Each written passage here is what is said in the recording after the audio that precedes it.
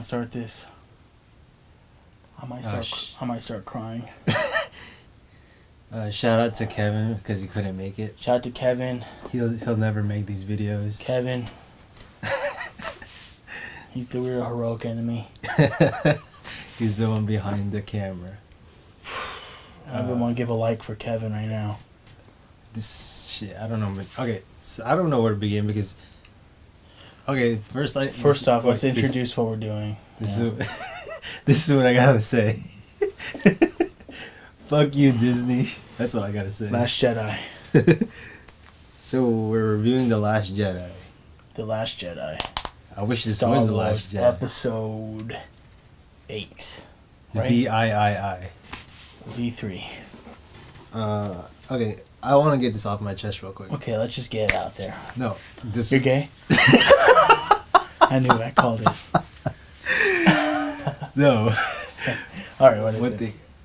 There were a few things I liked about the movie, but there were too many things I didn't like that overshadowed it. That's what I wanted to get off my chest. Okay, no.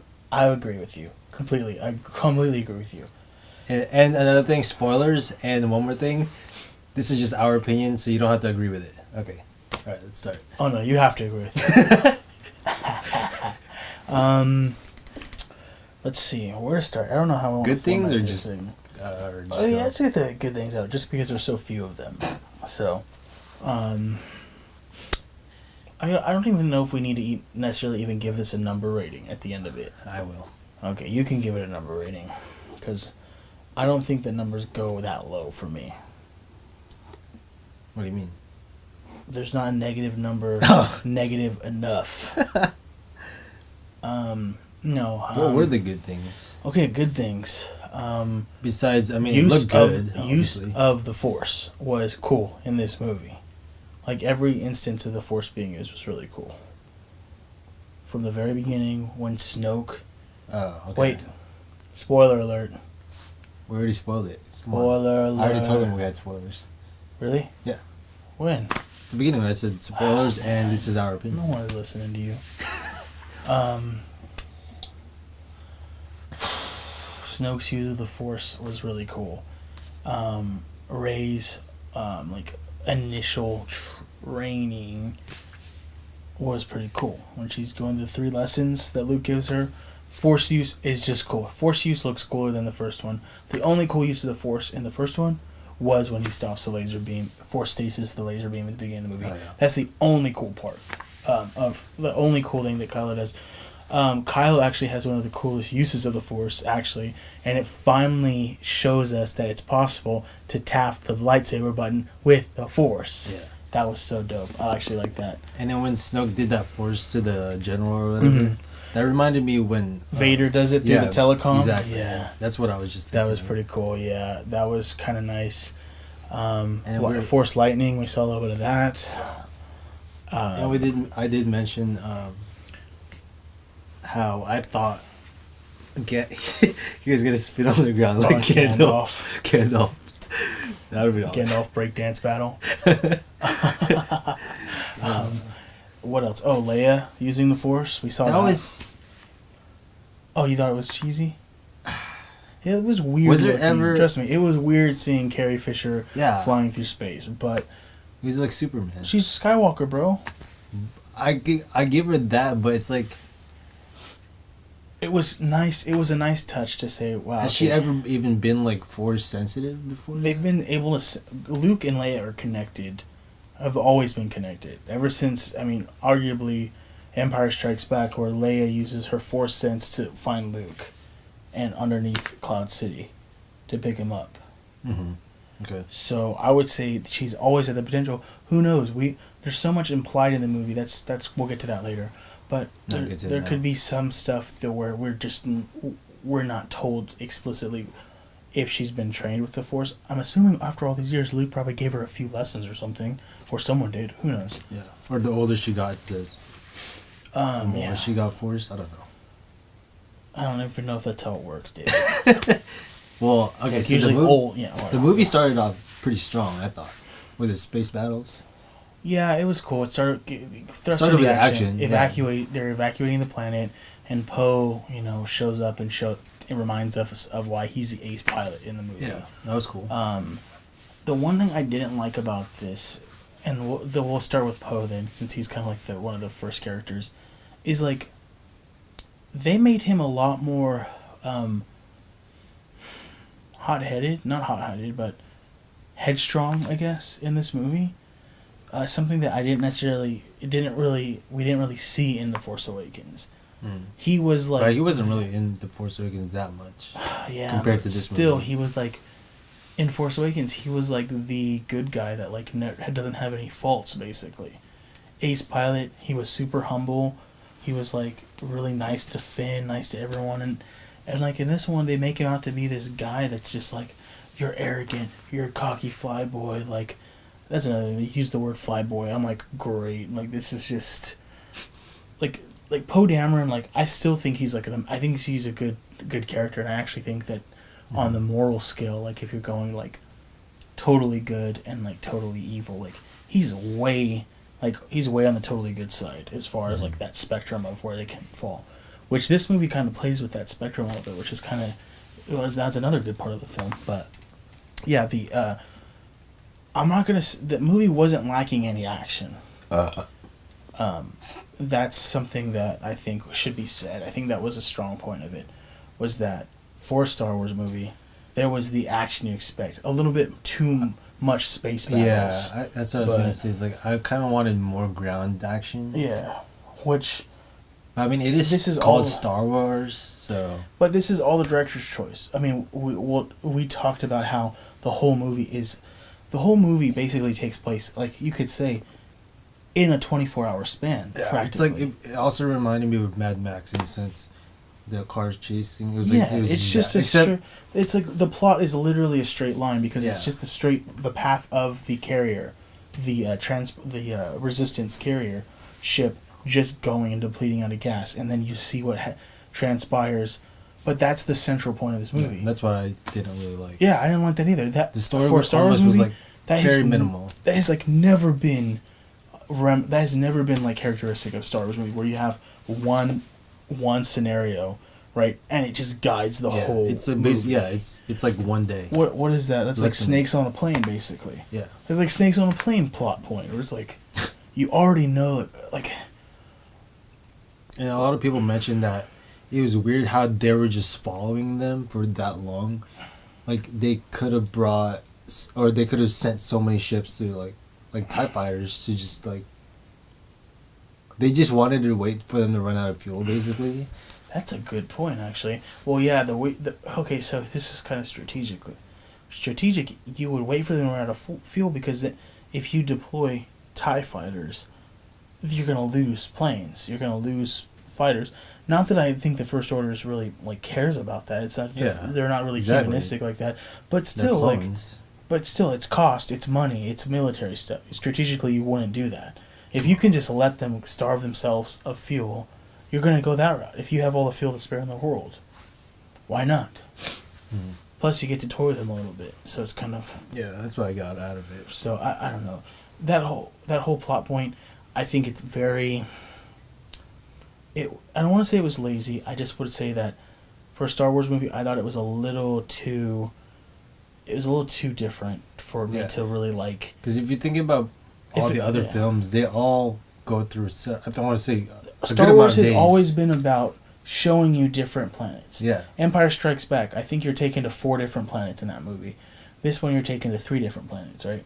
You have Luke's planet. Mm-hmm. You have the casino planet, and then Crate. And don't even get me started how disappointment Crate was compared to the trailer. The trailer makes you feel like there's going to be a big old battle on Crate.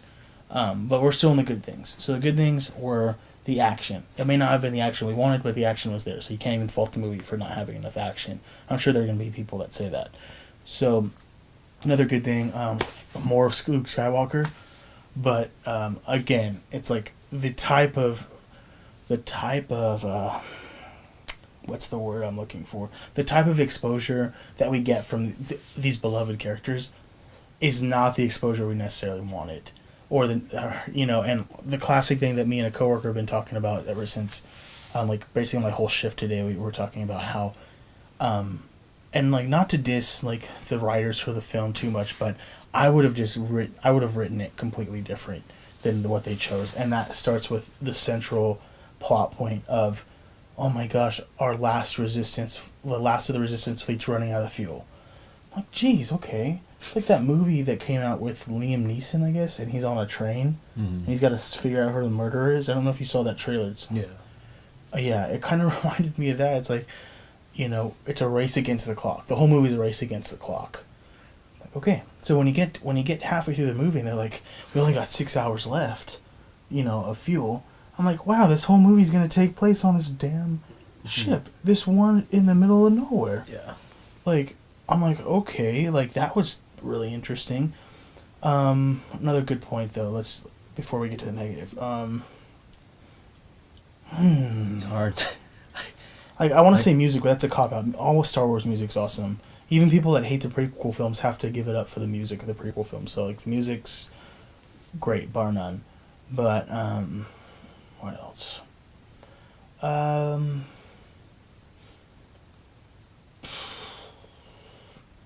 It's so hard for me to think of the. It's so hard for me to just like click it. Like, there's like little nuanced things where,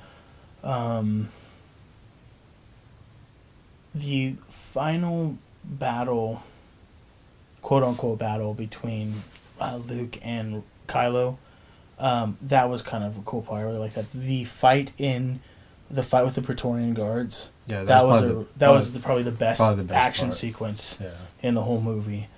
What else? I think that's pretty much it. Yeah, you know, I guess that's it. I mean, beside there, and see, this is gonna get to the huge our basic review is that there were, I think we said this about Justice League, like when we talked about this after we saw it. It had all of the ingredients, you know, for like an amazing recipe of a movie, like the amazing thing, but they just weren't. They didn't mix them right. They didn't put them in the right order. Yada yada yada. Some ingredients don't belong. That's basically like what, you know. This is kind of a cake analogy, baking a cake analogy. But that's what Kevin was saying last night. Is that they're almost like different writers in this. Yeah, like, he said there was like Kev said there was like 3 different writers following 3 different perspectives. And okay, if this was the Twilight Zone, sure, that'd be really cool. But no, this is Star Wars. Like, this is a space opera, and the more and more I've meditated on Force Awakens, like I've thought about it and I've rewatched it, I have liked it less actually as I've watched it more. So, but nothing, you know. But at the end of the day, I still watch The Force Awakens. I'm like, this is a Star Wars movie. Yeah. Like, it may not be the best Star Wars movie, but it's a Star Wars movie. Yeah. From the camera angles, I talked to David about this last night, the scene transitions, Star Wars. I mean, it had that corny, like, where it has the what do you call that transition where it, like, sweeps across the screen? The wipe, like, across into the next scene. They used those in the original trilogy, and I really liked how that was like a kind of a mechanical homage to the original trilogy, and JJ did that very well. All the way from, like, the way scenes began, from the camera angle, to the way the music was utilized, it was all there. This movie didn't strike me like they used that and had those little touches, those little tiny touches that really made, like, really tipped their hat to George Lucas, but really tipped their hat to the whole Star Wars, like, aesthetic. And like that bugged me a little bit. I think that's why we left the theater, and I'm sitting here like scratching my head trying to take it all in. Like, what happened? Yeah. Like, I'm like, what happened to this movie? Like, another thing that is kind of random, but it might have been the time we watched it, but nobody even clapped at the end either. Yeah, I know. I feel like I was one of the most excited people in the theater, and I didn't even like the movie. And like there was a part where like Snoke, where Snoke freaking grabs Hux. I think it's Hux right at the beginning, where he like throws him on the ground remotely. And we've seen Vader use the Force choke on people, but like nothing that drastic, that remotely from like across the galaxy. That was really cool. And I was like, oh my gosh, like that's really cool. And then when Kylo pops the saber and kills Snoke, I'm like, what the fuck? Yeah, that's like, pretty cool. and no one else. But yeah, I'm like, man, these must not be Star Wars fans. Like, these guys suck. But what was another one that I cracked up at? Kevin, I looked over at Kevin. Oh, because Kevin predicted that Luke was going to say, "If you strike me now in anger, I'll become more powerful than you could have ever imagined." So it's that whole Obi-Wan quote. He doesn't quote it word for word, but he does say, "If you strike me down in anger," yada yada yada, whatever. To Kylo, and I like David's sitting here, Kevin's on the other side of David, and I'm just like, and I'm like, yeah, and I just start laughing. But there were, going from our expectations video to this, I'm like thinking back to it.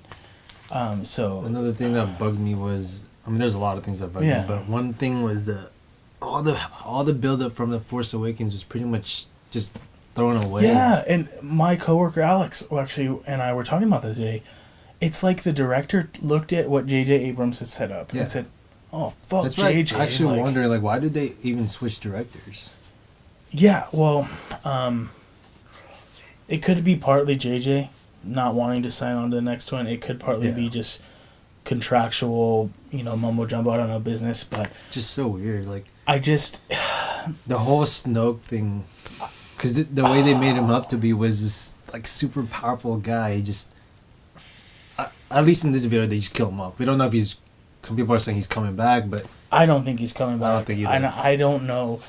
I don't know why there's such a disconnect between Abrams' vision and Johnson's vision, and it bugs me because it's like you at least have Abrams as a freaking consultant or something. Yeah, like and I don't know if he was or not. I didn't read the credits that closely. Yeah, like why do you have this super powerful dude that's taken over this what is it, the First Order? Yeah, and just kill him off. It's just like what? I was not expecting that. That was one of the most disappointing turn of events in the movie, besides Luke. Yeah, like Luke really upset me because I really like Luke. But and then the other thing is with Rey's parents for me was that I can see why they want to do like rags to riches sort of like mentality because that's how the movie kind of ends, I guess. But it's like one more good thing. Kylo Ren's dialogue was actually better in this movie than it was in Force Awakens, so I'll give him that. Like his acting was way better. Yeah, I liked him more as a character. No, yeah, and I think I did too, and I actually ended up sympathizing with him because in the first movie I found him completely unrelatable. I just thought he was edgelord emo kid, but in this one I'm like, he actually like really believes that this is the path for him. The other thing I wanted to add with Rey is that because in Force Awakens, the whole like her hearing voices and then touching the lightsaber and like giving her memories, it's just like I thought there was way more to that. Like, what was the whole point of that if she's not nobody special? It's like they just threw it away. Yes, and that's partly why I'm conflicted over this. Is that why would, and this gets back to these fan theories about what the lightsaber scene in Force Awakens was, the actual awakening. Is it the saber? Like, because I argue that the saber itself cannot be sentient in a way that it's this living force thing. The crystal is sensitive to the Force. Like the crystal responds to Force users, and that's why I think saber mastery goes hand in hand with being a Force user. Or anyway, that's how we've always been led to believe it through the old canon, old XEU, whatever you want to call it, whatever you want to hail it from. But the whole fact that it calls out to her, you would expect that, like, is it because she's Force sensitive that she's able to just access like Skywalker's like lineage, like Luke's lineage and stuff? But then this gets back to my point: is why didn't she see Anakin's memories from Revenge of the Sith, at least? Because he had the blue saber in Revenge of the Sith. I don't know if he had it in Clone Wars. I think he just built it in Clone Wars, right? Because remember he destroys his original one in Clone Wars, then he gets a new one in the end of it, I think, and then Revenge of the Sith he uses the blue saber. He fights Obi-Wan with the blue saber, and then Obi-Wan takes it at that point. But so there's here's another thing about this trilogy that's really going to piss me off, because I know they're not going to tie up all these loose ends in the new movie. There's no way they have enough time to do that. You have Rey's origins, which you have Kylo Ren saying, "I've seen your parents. They're just junkers. They're nobodies." I'm like, okay, so now you want to build this as, not only do we have a female protagonist, she's now, comes from nothing, is nothing, has no inheritance, whatever, doesn't inherit any of these gifts like, Anakin or the Skywalker legacy did. And we want to show how she can become more powerful than someone who does have that bloodline, which is Kylo Ren in this instance. So first off, that is kind of like lazy. It's like, okay, whatever. That's just classic Pauper and Prince, I guess, kind of mentality. But what else? What was I gonna say? The whole Saber background, that's pissing me off. They're not gonna be able to tie that up and explain that. Because we were expecting Moss to explain the lightsaber too. I thought she was going to explain how she got the lightsaber. That's still a crazy mystery to me. Yeah. It fell down a shaft, in Cloud City. And then, what's another thing? Luke's backstory. Luke's time in between the Kylo, defecting to the dark side, destroying the temple. Doesn't even show the Knights of Ren. Those were mentioned in the Force Awakens. Yeah, those are completely gone. I don't think they're going to go back to that either. I don't even know if they're even going to show the Knights of Ren, and that kind of I'm sitting here thinking that would have been cool. Are they still around? Yeah. Are they not around? What happened to them? Are they going to be in the next movie? And then there's this... Snoke pisses me off. There's this disconnect between all the characters, because they're all in different missions at once. So because I really like Finn as a character from Force Awakens. I hate Finn as a character. Finn is goofy. Finn is stupid. Well, I liked him in the Force Awakens, but I feel like they just shoved him aside in this one. He didn't even have really a character in this movie. He really was just kind of there. And then the whole mission he had with that Rose chick was so unnecessary. It dragged on. And it felt like it didn't pay off at all. What about this? Let's go find this codebreaker, because we're on limited time, right? Yeah. I'm surprised they even had the time to do that. Yeah, I'm like, what the fuck? We're gonna get the codebreaker, and we have limited time to do this because the ship's running out of fuel. Wait, let's free these horses. Oh my god. Yeah. Let's free these horses because PETA. I'm like, we're dying here, guys. You need to come back. I'm like, okay. This is funny. It reminds me, you know what that reminded me of? Was the Samurai Jack episode where he has the woolies, and they're they think they're animals, and then they start talking, speaking English, and you're like, what the fuck? That was the biggest. But in this one, they even humanize them to a point where they're just like, The other conflict that felt like why even, it was when Leia got sent to the bed or whatever, and then what's her name, Holdo, took over as... the purple lady hair looked like she from the Fifth Element or something like that. It's they almost made her seem like she was a bad guy. It was like she was very secretive about her mission. She wouldn't tell anybody what she was doing, and it was just it was all for okay. It's why was there even a conflict there? JJ did diverse inclusivity better than this director did, because the being inclusive with the cast and with the characters and stuff was so just in your face in this one. The biggest part in Force Awakens that pissed me off was stop holding my hand. Yeah. That whole scene was stupid, and but there's a lot of Force stuff. There's a lot of Force stuff, but in this one, purple-haired lady, I've met a lot of men, she's like a man-hater, basically, is how she's introduced to Poe, when they interact with her the first time. Yeah. And she ends up being I like him or whatever, but it's a very condescending tone to Poe, and Poe has proved himself time and time again. Don't get me wrong, he's not this little adolescent, hormones flaring kind of teenager. He's a man who's convicted and thinks, and if he thinks he can accomplish the mission, he's gonna do the mission. And I really like how the mutiny part was actually really cool. I liked that. But then Leia wakes up conveniently. Oh yeah. But so you have the purple haired lady who is kind of like in your face, like, I don't need no man, kind of like, I don't strong need any woman. Strong woman, yeah. South Park, just put the freaking strong woman like over my face. What else was it? It was the Rose being such a huge part of the movie. Dude, that's what I was just gonna get to that. Yeah. It's like, I don't mind them adding an Asian protagonist, but it's like she served almost no purpose. She was just thrown in there. It was just forced. And I'm just like, yeah, and then like when there's the romance between Rose and Finn, I'm like, okay, so we're basically racking up how many interracial relations we can have. And like, we're the aliens, guys. I'm like, wow, give me some aliens. Put Finn with a Twi'lek for all I care. I don't care. Twi'leks are... Give me more aliens at least. Come on. Gosh, man. Like, why don't... Humans just don't mingle with aliens. It's like, man. And so... And then the Porgs, like... The Porg was our big selling point in the trailer. The little... penguins. Oh, yeah. They shoved those down our throats, man. They were just like, look, we have these little... Yeah, like, we have these in any transition scene, they were just always there. Even in action scenes, too. Yeah. And I'm like, you guys really want to sell these stuffed animals? Like, that's all I could think of was, like, they don't serve any... They're irrelevant to the plot. And the whole Chewbacca scene. I know. I just wanted him to eat the freaking Porg. Dude.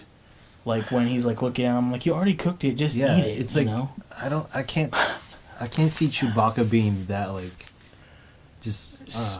I don't know. He killed it already. He killed it. Right? He killed two of them, I think. With his bare hands, probably. He probably just took it and was just like... choked him. Go to sleep.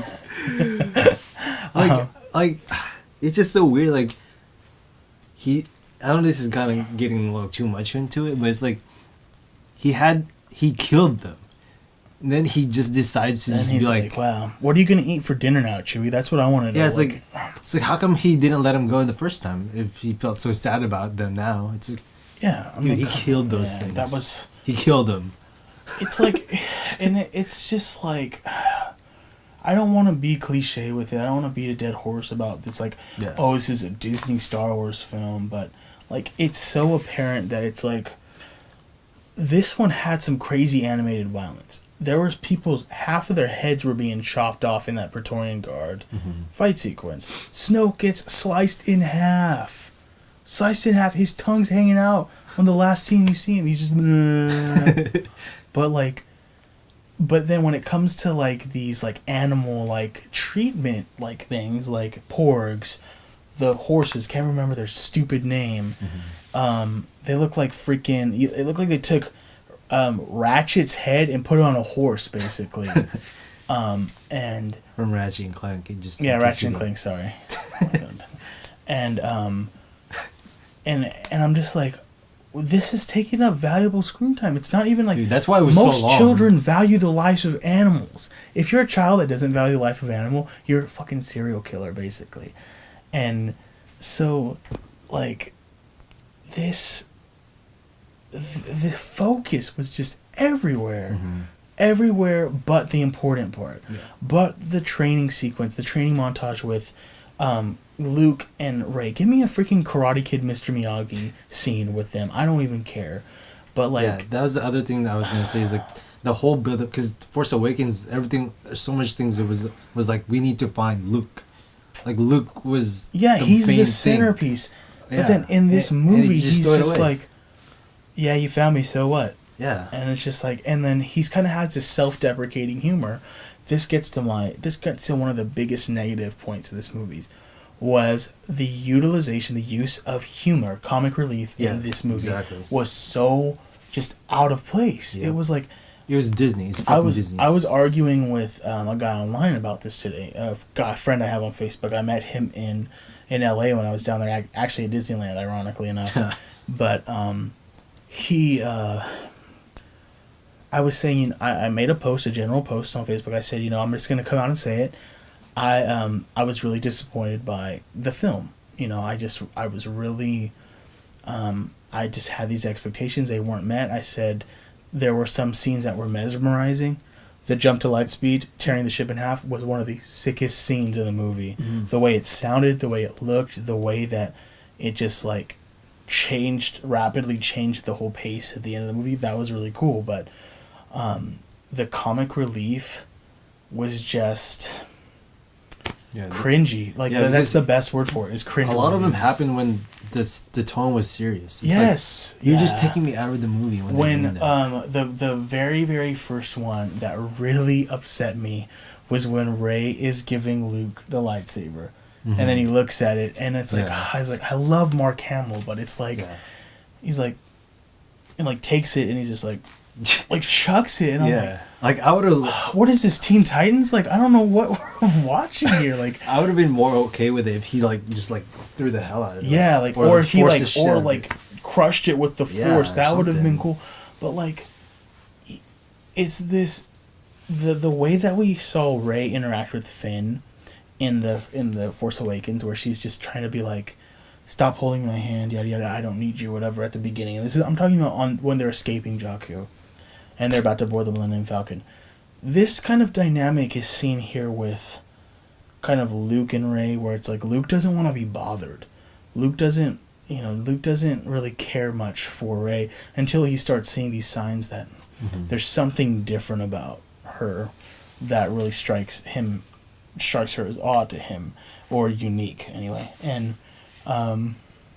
we have that scene where she's following him around like a little puppy dog, and like he does the pole vaulting over the ocean. That part is hilarious. That we actually talked about. Yeah, where it's like the way he catches the fish is so absurd. It's just so absurd. Because how does he get the fish out of there? Yeah, exactly. It's like does he pick the stick up all the way? He does the fireman's like drop down the pole, and like he just slides all the way down, grabs the fish, and then force jumps all the way up. Or what Kevin said, or I think this was you, was that he force pulls the corpse That's what up. Kevin said, he force pulls the corpse up the pole, because the pole, and it's a long ass pole. That's got to be at least 15 stories high, like the way it looks in the movie. And I'm like, does he force pull the corpse like all the way up the pole, and then like, but then when he's carrying it back, it's in one solid piece. So it's like, I don't know, unless he just like you said, he's got super strength and he just like carry the whole stick up.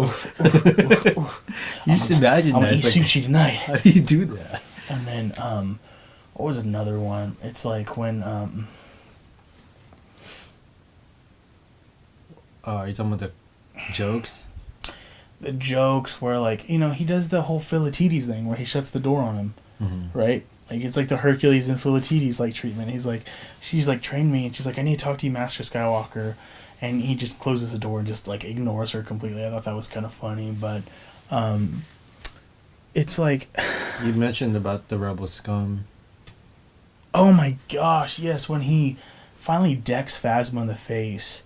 She looks at him and she's like, you will always be scum or whatever. Then he like looks at her and he has this shit-eating grin on his face and he's like, rebel scum. And I'm like looking around at the theater like, is anyone laughing at this? Like, this is not the right time for this. It's like they were like they got to the point they were like Justice League cringy moments. Yeah, exactly. Yeah, it was just like forced. I'm like, I honestly prefer the dialogue in Revenge of the Sith or Attack of the Clones better than this stuff. Like the only one I would let it go was when at the beginning where Poe was kind of like making fun of Hux, I think. Oh yeah, because that's his character. He's Poe, funny. It fit his character, yeah, and that's what I argue with this guy on Facebook because he says no, the movie was all right. Like this is just like it was a good movie and like this is great for family. It's not going to be this gritty super action bro movie. I'm like, I'm not asking for a super action bro movie. Empire Strikes Back is hailed as like the grittiest of the original 3 movies, and it was. I mean, it ends on a sad note, on a very hopeless note. Luke's hand's chopped off. Luke loses his saber. Han's in carbonite. Leia is the only one that's is like kind of basically in good health at this point, and she's like, what are we gonna do? We just one of my heroes is injured, and the other one, the love of my life, and one of my top pilots is in carbonite. It ends on a bad note. In this movie, I was expecting them to at least be grittier about it. The violence, I think, was grittier. The whole philosophical conflict, or even spiritual conflict between Rey deciding, is the dark side for me, is the light side for me, Kylo being like conflicted still, even to the very like end of the movie practically. I'm thinking to myself, I just want the tone to match. I just want the tone to be consistent. There's another part in the end where when they're trying to escape that ship, when the BB-8 took over the walker, there was this little, when he was wrecking the clouds, there's a little pause where it was showing Finn and Rose, and they had a little pause where they were like, what the hell? Or like they were like confused about. Yeah, there was a couple of times in the movie where they did that pause. They wanted people to laugh at those parts. Yeah, where like it was a Finn's like, he does that meme. They're all meme worthy. Yeah, that's what I said last night. Yeah, it's like, because they were getting shot at and they just take this little pause. And they're just like... They wanted the people to laugh and then they started getting shot. It's like, you didn't have to put that in there. And then another person that's pointed out is that BB-8 has like the biggest fucking plot armor ever. Oh my god. He could do whatever he wants. Not only plot armor, but I was like, is this Star Wars by Shonen Jump? Because he's got the biggest power creep of anyone. He goes from tying up humans to piloting ships to piloting walkers. And I'm like, dude, what can't you do? Like, we don't take over the world. We don't even need Luke. We just need BB-8. I know. And like, holy shit, that was hilarious. He can do anything he wants and get away with it. Like every time that Finn and Rose were in trouble, who bails them out? Freaking BB-8, a soccer ball would like basketball. He's got the basketball bouncing sound. Oh gosh. And then like, remember, I mean, this one was earlier in the movie, but when their fleet like gets destroyed, BB-8 just like, he's got that plot armor where he bounces to the wall and doesn't get destroyed, while everything else gets destroyed. Oh, that's right. But he survives. Well, yeah, this is the Finn and Rose scene too, where like at the end where the whole hangar blows up, but them two and freaking and Phasma. We didn't get to about Phasma. Oh yeah, Phasma. She was nowhere. She had like no screen time in the first one, and in this one, I was hoping she would make a redemption. She was like she literally had I want to say slightly more screen time than Boba in the original trilogy, but an equally stupid death. Yeah, exactly. And like, and it was classic Disney too, falling. I'm dead now. And then Kevin brought up the whole like, they made her stall their death by not using the blasters. They could have just cleanly just like. Exactly. But then they got to bring out these slicing things. She's like, blasters are too good. And I'm like, you want to clean up the dead. You want to use tasers. Yeah. Taser lasers on, staffs or whatever. And I'm like, all right, let's try this out. And then it just gives them just enough time. Exactly. For You're BB-8. just trying to not kill them. Just enough time. And I'm just like, okay, I officially hate this movie. Like, what? Like, do you guys have made those weapons specifically just to cut people's heads off? And I'm like, what are these for? Are these for like gardening? Like, I don't know. It was weird. It had like a staff, and then it came down at an angle. Yeah. But there were two beams, two electric arcs that went down, and I'm like, what? What? When have they ever used those? Ever? Like, jeez, man. I guess it's like fucking weed, or like you're just like. Gosh. But like. And another thing that was like, as much as I love that fight scene where Kylo and Rey team up. Yeah. It's just Rey. I don't think Rey could fight those guys. Yes, and this is another. Those guys were fucking trained, man. No, I was talking to my coworker about this too, and I said, as much as like they want to sell Rey as this prodigy, no prodigy got anywhere without structure, without training. Yeah. Like, you could make that argument for Anakin. If Anakin had never been taken in by Qui-Gon and then taken up by Obi-Wan after Qui-Gon dies, Anakin would have not been dangerous. He would have never been dangerous. It was like, so like, this is my problem with the movie, is that you give this lackluster training session between Rey and Luke. Yeah. It's like nothing. The Yoda and Luke training session was way better. And it was way more personal. It had all these distractions with Rey and Luke. You had this Kylo distraction. You had the freaking creatures of the island that kept and he's milking these creatures, and drinking the milk. Oh yeah. And this is the humor they gave Mark Hamill for the film. Mark Hamill did a great job acting his role. Yeah. Don't get me wrong. I just wish they would have made Luke more serious than he was. And it's like, I want Luke Skywalker. I don't necessarily want Mark Hamill, And I feel like we got more Mark Hamill's personality, and that's cool. Like, Mark Hamill's a cool guy. Yeah, but he didn't really seem like a Luke Skywalker. He didn't seem like a battle-hardened,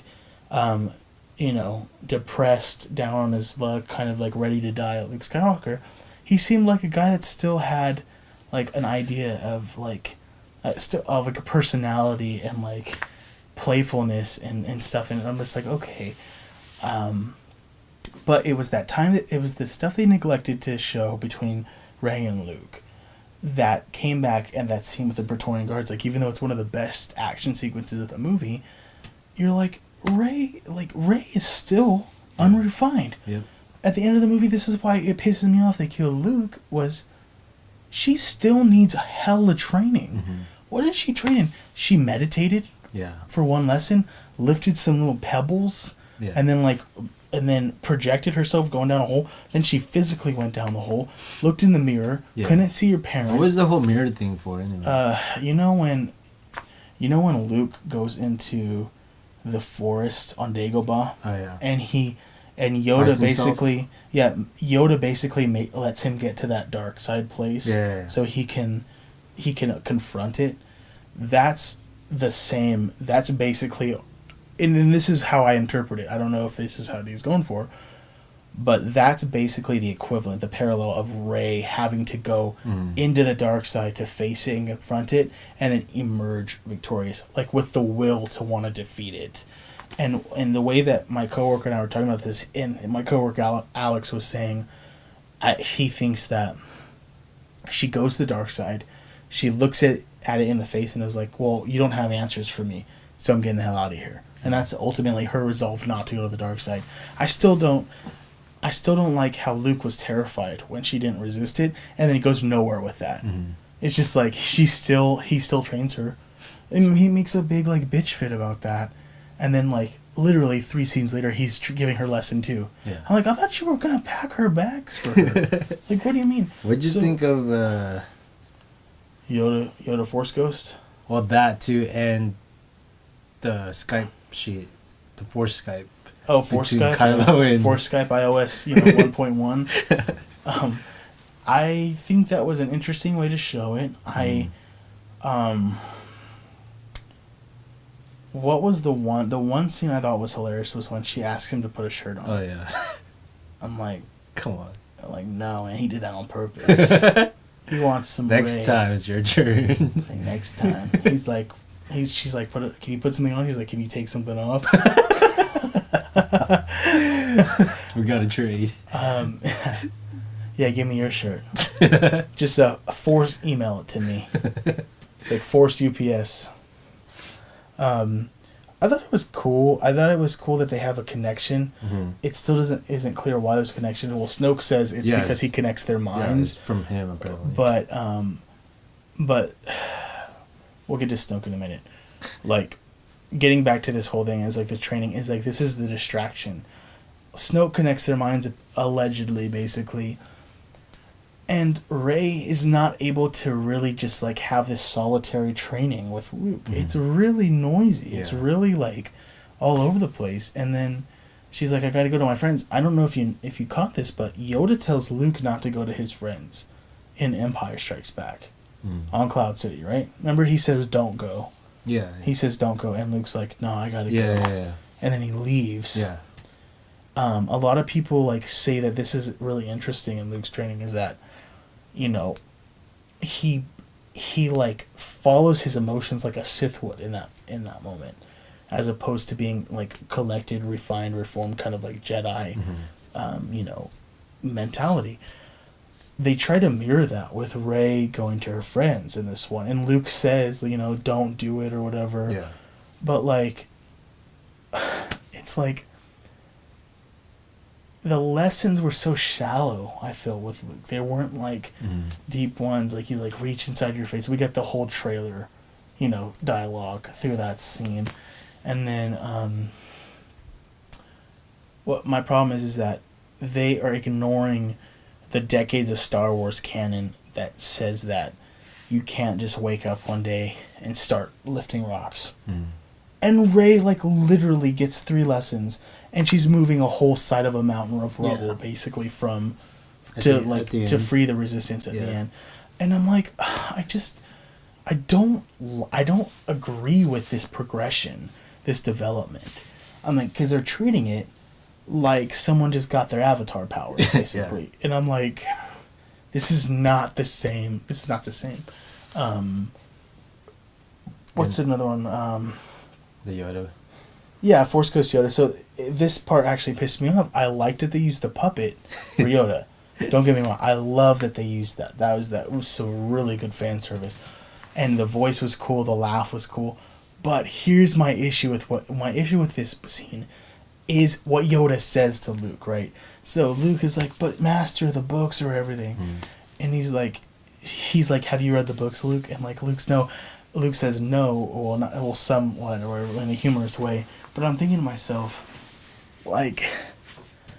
the way that the comic, the way that the comic canon has been, and this is canon, the way that the Marvel Star Wars run has been going, Luke character would have read the books. He wouldn't have been slacking off. He was really dedicated to really understanding the Jedi in and out. I thought that's what he would have done. Yeah. Anyway. Why would he have the books anyway? Yeah. Honestly, if you weren't going to read the books. Collecting. Yeah, right. He's a fake Jedi collector. He's because he has so much traffic through that island to see his collection, right? And so I thought there was just a disconnect between what Luke's implied character is through, the other movies, comic canon, whatever you want to rely on. And then Yoda's like, well, he's like, you fail to realize that everything in those books is already in Rey. Yeah. I'm like, no, it's not. Oh my gosh, and here's a case point, is that the Jedi were known for not relying on their emotions to guide them. Rey is totally guided by her emotions. And she's not necessarily reasonable sometimes, and I just think that it's since Rey is this protagonist, they've changed the nature of the Force almost to suit her story, and I'm can we do it the other way around? Can you give us a character that still goes through these emotions that have to be done, And when you do something to that, when you butcher that, it's hard to go any deeper with it. It's hard for these people that love the EU or love their fan theories and stuff to go any deeper, because you're wow, it was just that super simple. She's just special. They almost want to just force the whole original out and bring us just new wave of Jedi or whatever they are. And this is a good segue into that ending scene with the kid. Yeah. That uses the Force. Yeah. A lot of people actually missed that, and a lot of people. Yeah, I missed it. You fucking missed it, and I was surprised. I thought it was just a fucking automatic broom. No, I didn't even see that. I wasn't paying attention. Dude, it was so that's good because that's how subtle it was. Yeah, but I thought it was just. It pissed me off, to be honest with you. It's it's almost I don't know. It's just Zahir. Yeah, it's Zahir from Avatar. It wakes up an awakening of every kid. I've always wanted to be an airbender. An airbender. You're just giving it to everyone at this point. It's and I'm wondering if that's how the third one's gonna go. It's that season in Legend of Korra where people are just getting powers out of nowhere. Cool. It's I just don't. Are we getting rid of midichlorians? Are we gonna decanonize midichlorians too? Because that also plays a part. So could that boy be the next Darth Vader because he can just on his own organically just move a broom to him? Mm-hmm. Something that takes some students a long time to actually finesse and understand. I'm just kind of beside myself with how streamlined and how dumbed down some of the mechanics of the universe are in that respect. And it's if you're going to retcon something that says that now the Force acts differently. Mm-hmm. Okay, whatever. I'll wait for that. I'll see what you guys have to say. But like, it just really feels like a giant dump on some of the on the originals on. And this just on JJ's film. And I'm not even the biggest fan of The Force Awakens, but I still can appreciate the work done to try to really get into that universe. Really try to merge it into that universe. This one feels like it's just like, yeah, we got the characters, we got the atmosphere, the settings, the backdrops and stuff, but everything else, we're going to do our own thing on. And it's like, why, man? It's like Rogue One was a better Star Wars movie. Dude, that's what I was going to say. I actually like Rogue One more than this. And a lot of people hated Rogue One, apparently. I didn't know that. I don't necessarily understand all of the hate for Rogue One, but the thing that made me like Rogue One is the story was there. Like, there was a story that you could connect with. Yeah. And I was like, it took us different places. It introduced different characters. Yeah. But, like, and this is without being nitpicky, because I could just talk about how I would have done things differently all day. It's just, it's simple unmet expectations. That's the problem with this film. Is that basically Luke is the biggest. I think one of the biggest disappointments. The biggest disappointment was next to the besides Snoke was my next disappointment. For me, would have been the plot basically. Okay, yeah. But besides the plot, Luke Skywalker is the biggest disappointment. The whole thing. The last scene with Luke was the most redeeming scene for him, in my opinion, when he force projects across the galaxy. Mm-hmm. But it was what happened immediately after that pissed me off the most, because, okay, first off, he has this lackluster relationship with Rey where it's like, Kylo's trying to turn her against Luke, and Luke's trying to tell her his side of the story, and then Rey, they somehow make Rey out. They develop Rey's character in a sense to where she doesn't need Luke. And that's the thing what bugged me the most. Yeah. Is that Luke would have gone nowhere in his life without Obi-Wan or Yoda. Like, hands down. Rey is seemingly doing everything on her own. Yeah. And that's kind of what makes me a little peeved off, because it's like, life don't come easy like that. I don't care what universe you're in. Like, just after all these years, like, it's Luke like Skywalker, he should be. He's like, he should be the Yoda. He should be like, He should be the Yoda of this. He's universe. like the Avatar almost. And in EU and in comics, he is that powerful. Yeah. We get a taste of it at the end of the movie, but then he dies, and you're like, I don't get to see what else he can do. Just that. Yeah. Granted, that's a really cool feat. Don't get me wrong. Used all of his energy to the point where he killed him. Yeah, if they were gonna kill him off, I would have been. Put him in person. Exactly. Put him there. Do some as Kevin said, Star Killer shit, where he uses all his force, the rest of his power, I guess, to just destroy all the walkers and just end up dying. Just like takes each one and like forms into a ball. Just I would have been more okay with that than just disappearing. No, and it was like, I know it was supposed to be touching. I think it's super funny. The funniest thing about this is that Mark Hamill's character dies before Carrie Fisher's character dies. And Carrie Fisher's actually dead in real life. Yeah, that's the other thing. How did they kill her off in the next one? Time skip? Kev has a great theory, is that it's going to be a time skip. Yeah, the time lapse. It may show Kylo Ren actually destroying a ship. Finally.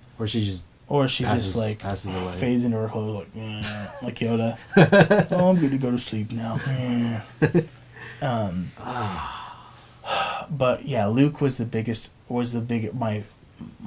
unmet expectation. So much with him, man. No, like, he didn't even use his actual lightsaber. Exactly. And I'm like when Kylo and him were about to fight, this is how they redeemed the fucking movie. Kylo's gonna get his ass kicked right now. There was not a single lightsaber battle in this fucking movie. Not a single one. That's right, man. Oh, no lightsaber battle. I didn't even put that into correct perspective. But it's like, not a single one, man. The Last Jedi, right? You put the word Jedi in there, it indicates some type of saber training. Nothing. It's like the Last Jedi with the last best saber training, right? Exactly. Luke is the last person left in the galaxy that had adequate saber training, like OG traditional saber training, and you're just like, he's gone. He never even taught that to Rey. You realize he never taught that to Rey. Rey picks up his saber. This is what's so stupid, and just starts doing what we all did as 5-year-old kids. Yeah. Look what I can do. Yeah. I'm a Jedi. It's somehow she can fight those. Yeah, we already talked about it, but she could fight those guards for some reason. It's like, I practiced move in the backyard. And then, like, at the beginning where they're fighting, where the force projection, where he does a whole little, the Matrix fucking move. Oh my gosh, I was like, it's like nice. And then that whole, like, spinning thing, that was like, I was like, okay, we're getting somewhere. And then getting somewhere, I'm like, okay, saber clash. Yeah, and then that's it. Oh, he's not there. That's what happens. I'm like, man, he freaking VR'd this, bro. Oh, man. Backs out. It's like Kylo Ren, like, in his room, like, on his bed with the VR glasses. He's just like... And, like... Yeah. When you think about it, he sacrificed his life just to save time. That was it. He just sacrificed his fucking life to give him time. I'm gonna freaking say how I would have wrote him in this part, given the rest of the movie. Instead of the force protection, the walkers are about to attack. They're picking off the speeders. I would have had Luke come in with his original X-wing. He lifts it from the ground, from the waters. Yeah, it was there. Yeah, and then I would have had him fly in, show Poe what's up, and like kill all the walkers. Right, destroy the laser, freaking like crash in the ground, walk out of the explosion, pop his lightsaber, and be like, "Come at me, bro! Come at me, Kylo!" Like, or another good part that Luke could have come in on his X-wing would have been when they're picking off the transports, going to Crate, the planet, and he comes in and just starts wrecking the ship. That would have been so dope. Just because, like, part of Luke, in a sense, too, that gives him that Skywalker heritage is how good of a pilot he is as well. And, like, we don't get anything that's really reminiscent. Like, we don't get his Jedi training, really. Mm-hmm. We don't get his piloting. We just get this grumpy old man that, like, plays games. Yeah. And it's just like, I'm a failure. And I'm like... And then, like, now he's chilling with all the other Force Ghosts, and I'm like... Are we going to have a Force Ghost dance battle, like, the next movie or something? Like... Force Ghost party. Like, yeah, man. I just imagine the fucking robot chicken, man. Like, I'm here, guys. Stupid. You guys took long enough.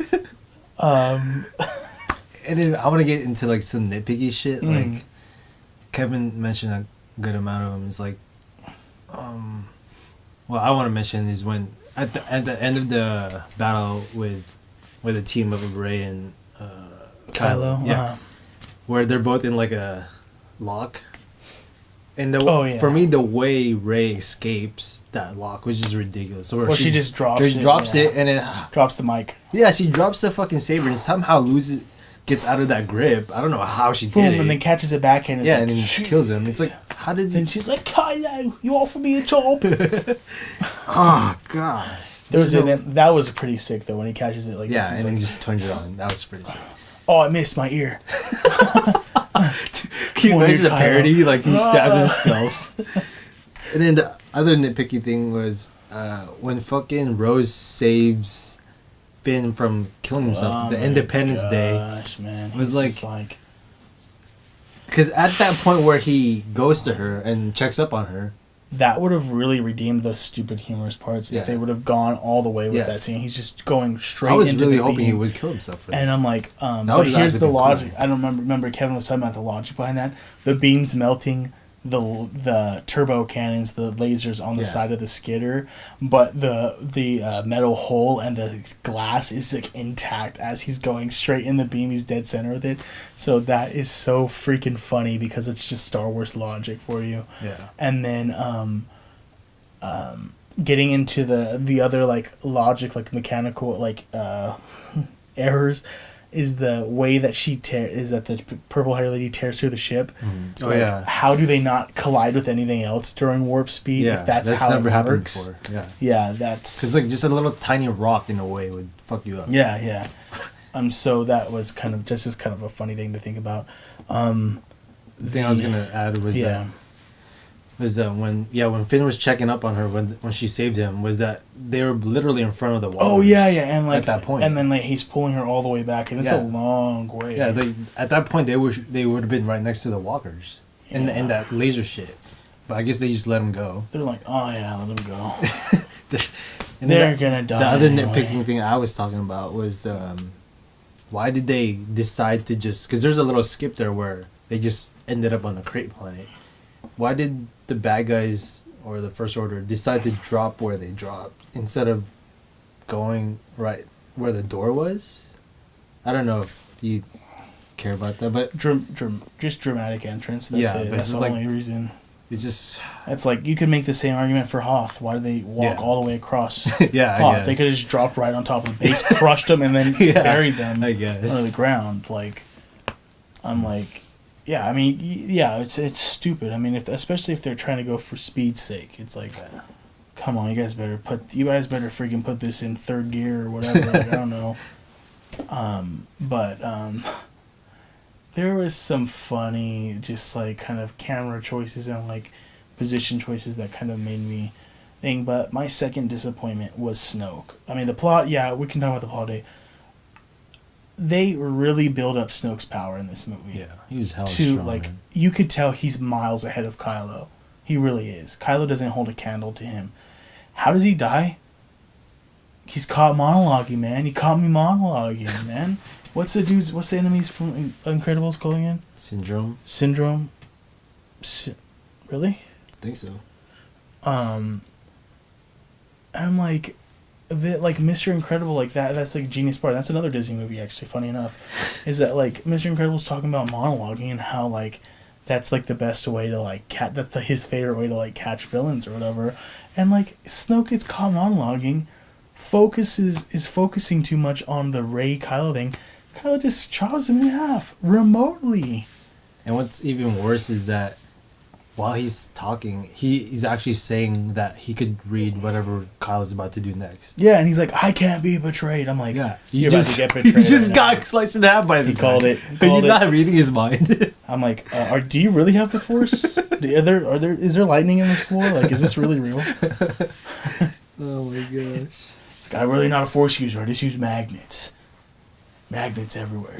But yeah, I was really disappointed because I don't think Kylo's strong enough to be Supreme Leader. I don't think he's strong enough to take that mantle. I think it was... I want to say it was a cheap way to kill him, but I'm like, honestly, if you're able to kill him that way, Snoke probably doesn't deserve Supreme Leader either at that point. Mm-hmm. But I'm like, dude, he was like Sidious level kind of like OP with the Force. Yeah.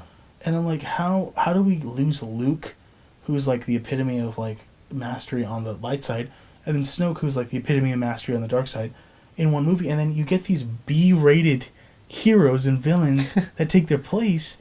Why do I even want to watch the next movie? Why do I even want to see these idiots battle? Gosh, fumbling around. I mean, even Kylo was getting bodied by these Praetorian guards. Let's be honest about it. Yeah, he was. He got headlocked. I don't even think they used the Force at that scene either. Except for the saber. Yeah, except for the saber. Except that dramatic saber, like, whew. Yeah. I'm like, hey, man. That was like the dagger scene from West Side Story. Or like, not West Side Story, but Michael Jackson's Bad music video. They have this like famous dagger, like the freaking scene. Like, it's funny. It definitely didn't end on a high note for me. Like, it didn't end me leaving wanting more or to see what's next. When they killed Snoke, I was already pissed off about that. Yeah. Like, it was just like freaking like snowball. It was like they kill Snoke, and I'm like, okay, Leia's gotta die. Then Luke dies, and I'm like, what? Like, I'm like sitting here in disbelief. I'm like, and granted, he's still Force Ghost. So I'm sure they'll bring him back as a Force Ghost.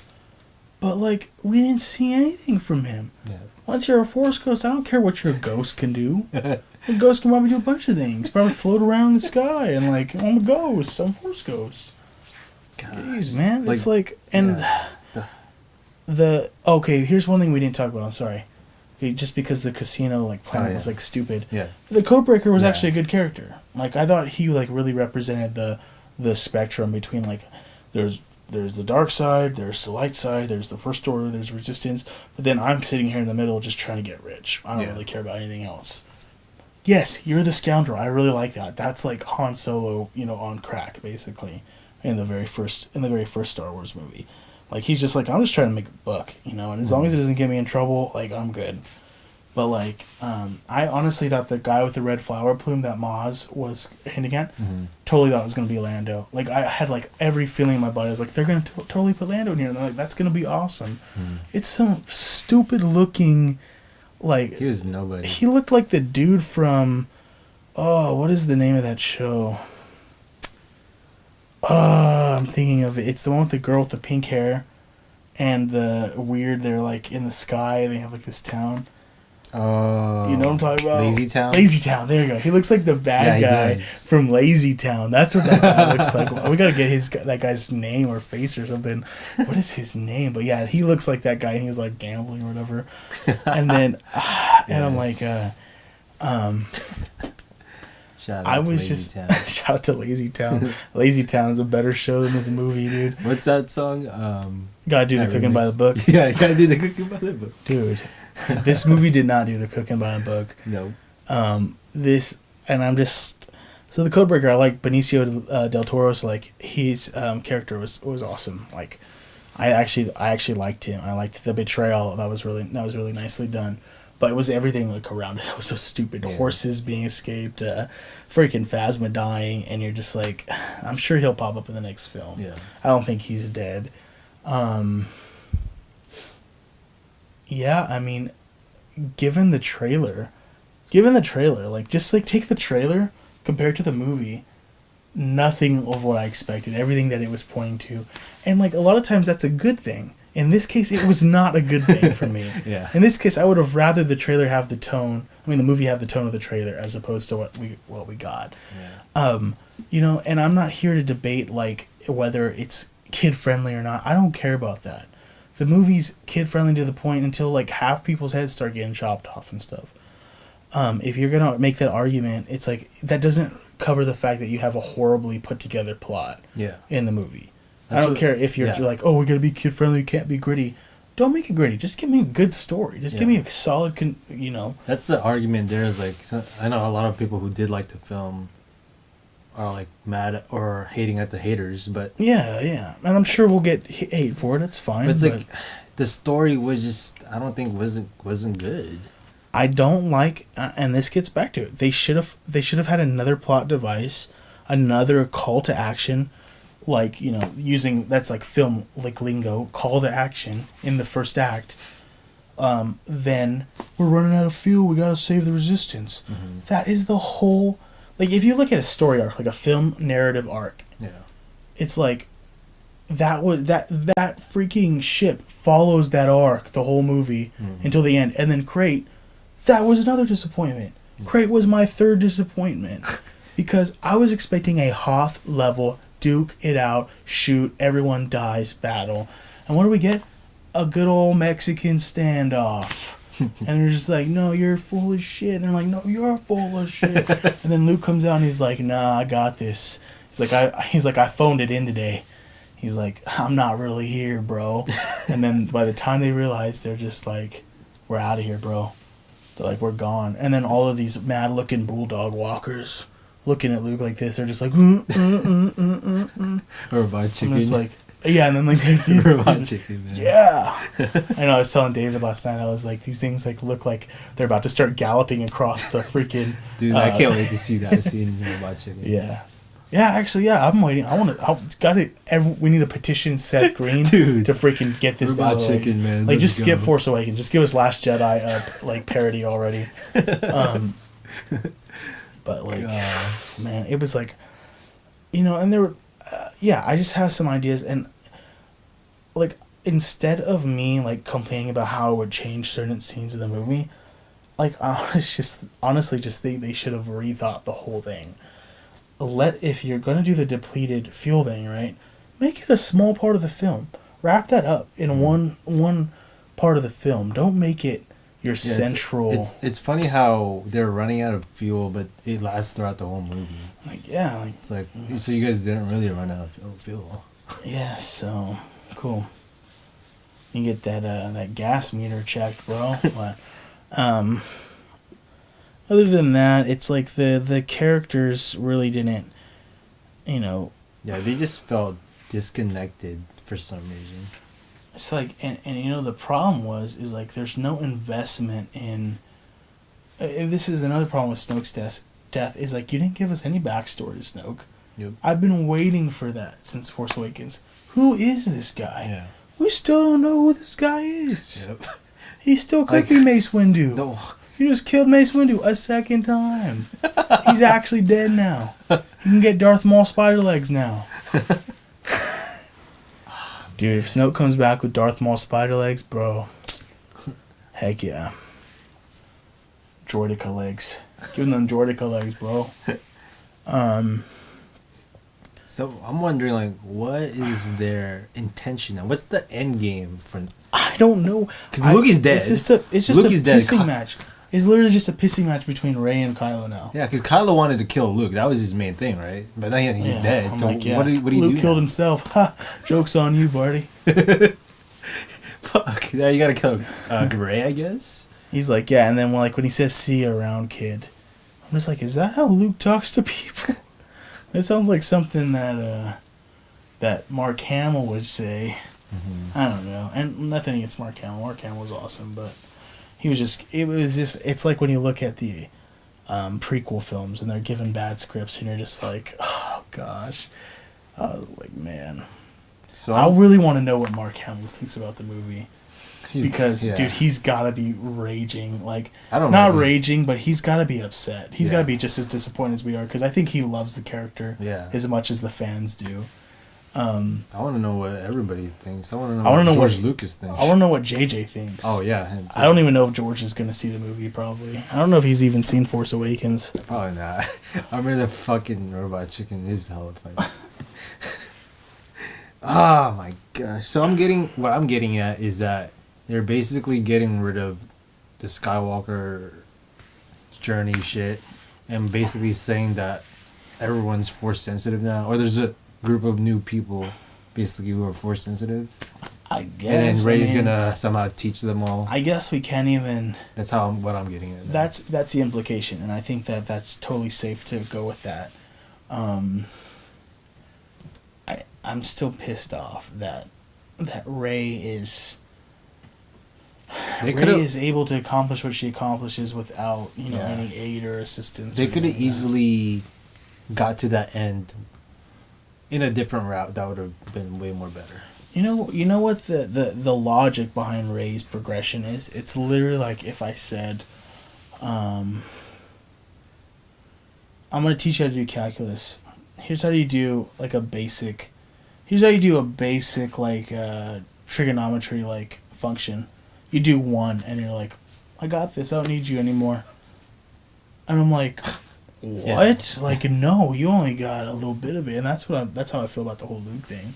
Yeah. Is I'm just like, I only gave you the bare bones. And at the third act, there's also a part where she kind of just disappeared for a bit. It's like who? Wait, who? Rey. She kind of disappeared for a little bit until she came back in the Falcon. And are we supposed to believe that Rey's training only took 3 days? Because obviously you can get into orbits and year cycles for planets, and time could be moving quicker for Rey than it is on the whole plot, and that's how obviously they're meeting up at the same time at the end. So obviously there's no indicator of where we are in the timeline in relative to each character, but we have to assume that they're taking place at all simultaneously. That's how I feel about it anyway, because she still has the locator on her the whole movie, so it's like, I don't know. The other thing was I guess R2 is only there for one scene, I think. Oh my gosh, yeah, and that's another thing too, is if they would have introduced Luke again with his X-Wing, R2 could have come in.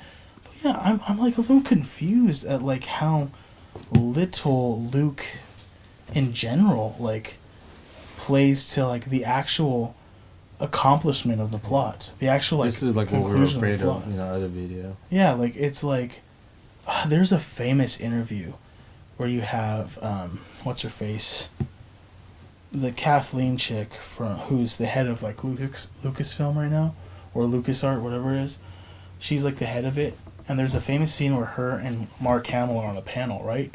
They're talking, and this is leading up to the Last Jedi. This is like months ago, and Mark Hamill is kind of being like, hey, he's like, this isn't really about me anymore, and like obviously it isn't. Like you can see in the movie, and then she like tries to backtrack on his statement and says, well, you're really important to the plot and everything like that. But, like, all the fans, like, saw through that and they're like, oh, crap, like, what's happening here? And it's like, and, I guess it's just that I expected too much of the original feeling, the original look, the original plot kind of to be in there. And it's not. And I can't even tell you, and this is kind of why I'm really reluctant to want to rate it, is because it's just kind of relative to, like, what type of Star Wars fan you are. Yeah. If you're the type of Star Wars fan that loves Luke Skywalker and you just saw that film, you can't give it a high score. You can't, just because of the way they did your boy. Like, what the heck? It's like, Mark, I want Luke to at least go down fighting. Yep. He went down because he died of exhaustion, basically. I'm like, dang, what a senior citizen way of going. I'm like, your sister over here is freaking flying through space without a respirator on, and she's still alive. Fuck. Gosh, man. Gosh. Fuck you guys. I'm like, come on. And I'm like, of course. And this guy has a new trilogy, too. Well, see, they're just going off of male and female statistics. See, females statistically live longer than males. So it's like, and like, was he left-handed? Which one did he cut off? Yeah, he was left-handed. Got his right hand cut off. Amen. Fuck, I don't know, man. I'm honestly... We're probably going to watch 9, but I'm not as hyped. Yeah. Not even close. I want to watch this one more time. Yeah. And see if maybe I can try to come at it from a different place. But, dude, I came in there just, like, totally ready for Luke to kick ass and totally ready to see a Yoda-Luke type relationship for training with Rey. Didn't happen, man. I ain't getting no Yoda backpack. No Yoda backpack. No headstands. Dude, none of that shit. None of it, man. It was just... She didn't even rise his X-Wing out of the water. Right? I thought she was going to do that. Watch the X-Wing rise. I thought that's what she was going to do. Oh my God. Come on, bro. Remember when Yoda, like, does it and he doesn't even lift his arms? He just, like, closes his eyes and it just starts rising. I'm just like... God. Missed opportunity. So many missed opportunities. They could have changed like, where's my cantina band at, though? The casino kind of had that little... Oh, whatever. Little and that was it. I don't know, man. I just don't know, and I hope that JJ can try to salvage this. I'm glad that he has it, because honestly, I would have preferred the whole trilogy by JJ if I knew this is how it's going to end up. Exactly. He successfully rebooted it, but someone took his reboot and just dumped it. Yeah, I don't need this.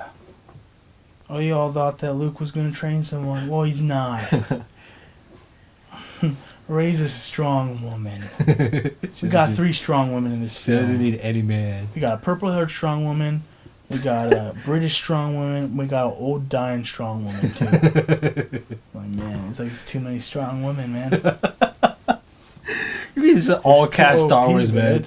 So all women Star Wars. That's like the Exodia. It's like, yeah, can we gender swap? Because then there'll only be 3 guys in the film. Remember the fucking with the previews with fucking Natalie Portman Ghostbusters shit? Oh yeah.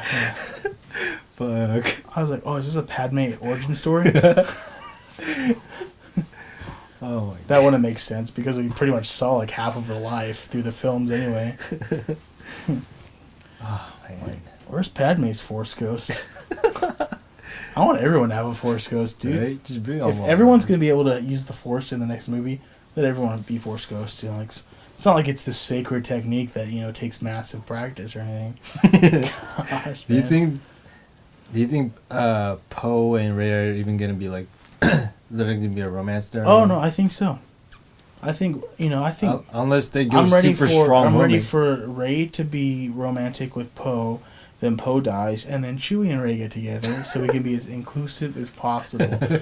And then like Rey dies, and then Chewie and Porgs and a whole family of Porgs just start getting it on, and then you get like these weird brown hairy penguins. Oh man, I don't know, man. It's like. Yeah, it's really hard. Like I really. You got a few minutes left. I haven't watched a movie where like I'm like legitimately just like almost to the point of like sadness, like disappointed. I'm just like. I know. I'm like. I want to cry. Where my country gone? Man, yeah, and and that's honestly why. It's just this franchise. It's not just our generation. It's older people that remember the original trilogy actually going to see those movies. It's people that are younger than us that have respect for the older stuff. Maybe even George Lucas. It's like it's really like a part of your childhood. It's really like a part of like one of like the biggest fandoms, like fan bases in America, and you're just like. I don't know if people are just going to blindly say this is a great movie because it has a Star Wars name on it. Yeah. Or if people are going to like take a really critical look at it and say... That's the other thing is a lot of the critics give it a high score. And if you look at their fan ratings, it's really low. There are a couple articles out right now that have given it really, really, really critical reviews, which is awesome. But it's like... I'm just afraid some of these guys were paid off or something. I don't know. Oh, I'm sure they are. I'm sure. Because if they gave it a bad score, then Disney would be like, you guys don't get screen time anymore. You don't get screen time, and you probably don't get the interviews with the cast or anything that you want. Exactly. And what else is scary is that no matter how bad this film is, it's making hella big. It's going to make a shit ton of money. So they don't give a shit if you don't like the movie. And I think they're still going to make it. Exactly. And that's the thing, too, is it's going to be massively successful. Yeah. It's already predicted to be massively successful, and it's just one of those things. I think it's already announced that it's already made the most on the Thursday opening compared to any movie. It's crazy. Yeah. So we'll see if they take any critique, because if they're making that much money, there ain't any critique in the world that's going to change. You can give it a 0 and they won't give a shit. Everyone could be like, this is the worst movie ever, but if they have that money in the pocket, it's just like, we'll make another horrible movie.